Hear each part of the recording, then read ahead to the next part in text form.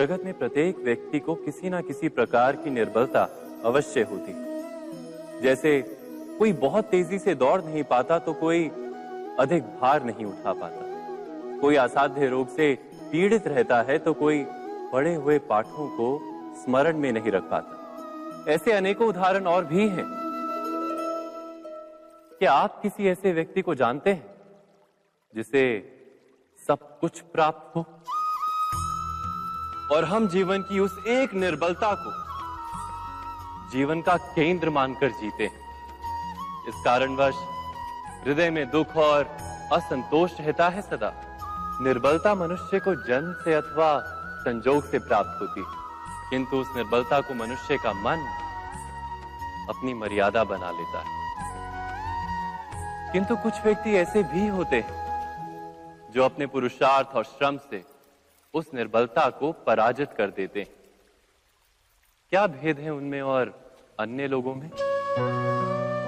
क्या आपने कभी विचार किया है? सरल सा उत्तर है इसका।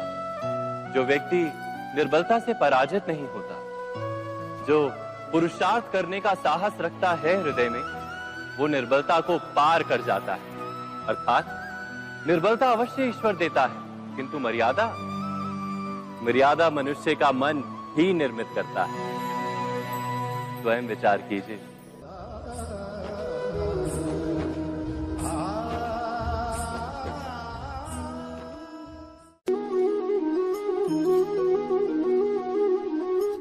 भविष्य का दूसरा नाम है संघर्ष। हृदय में आज इच्छा होती है और यदि पूर्ण नहीं हो पाती तो हृदय भविष्य की योजना बनाता है। भविष्य में इच्छा पूर्ण होगी ऐसी कल्पना करता रहता है, किंतु जीवन ना तो भविष्य में है ना अतीत में। जीवन तो इस क्षण का नाम, अर्थात इस क्षण का अनुभव ही जीवन का अनुभव।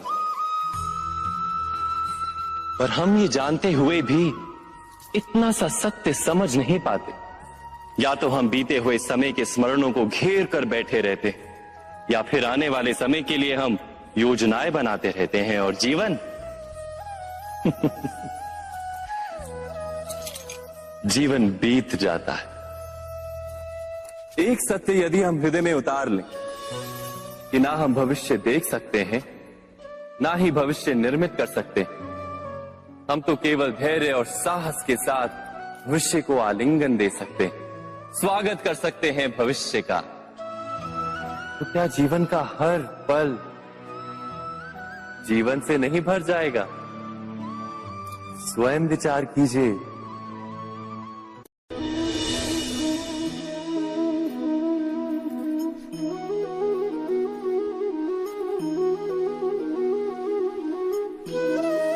ज्ञान प्राप्ति सदा ही समर्पण से होती है, ये हम सब जानते हैं। किंतु समर्पण का वास्तविक महत्व क्या है?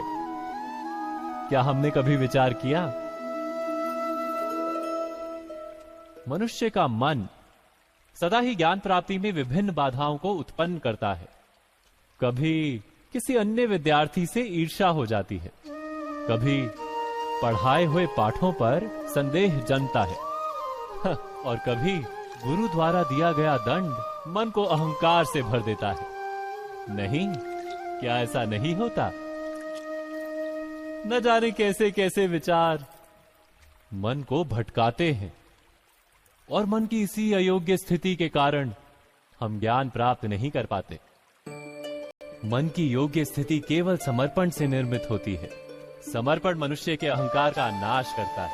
ईर्ष्या, महत्वाकांक्षा आदि भावनाओं को दूर कर हृदय को शांत करता है और मन को एकाग्र करता है। वास्तव में ईश्वर की सृष्टि में ना ज्ञान की मर्यादा है ना ज्ञानियों की। गुरु दत्तात्रेय ने तो गाय और श्वान से भी ज्ञान प्राप्त कर लिया था।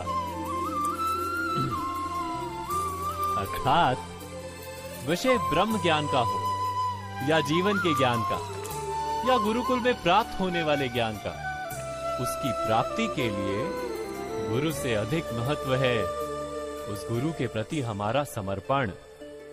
क्या ये सत्य नहीं?